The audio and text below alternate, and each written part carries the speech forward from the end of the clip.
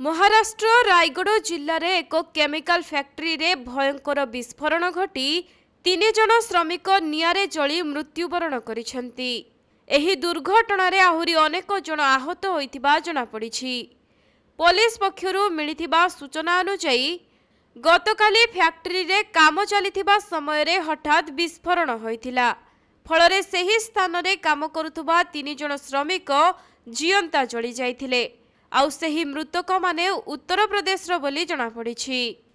सेपटे खबर पाई तुरंत पुलिस एवं अग्निशम कर्मचारी पहुंची नियाकु आयत्त करथिले। एहा परे फैक्ट्री रे छानभिन करा जिबारु अनेक श्रमिक जली जाई गुरुतर होइथिबा देखिबाकु पाइथिले।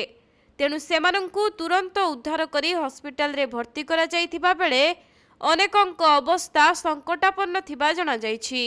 तेबे काहेकि एवं केउ परिस्थिति रे एपरि दुर्घटना घटिला से नै पुलिस ताहार तदंत आरंभ करिछि। एथि सहित फैक्ट्री मालिक और वरिष्ठ अधिकारी को पचराउचरा करा जाउछि।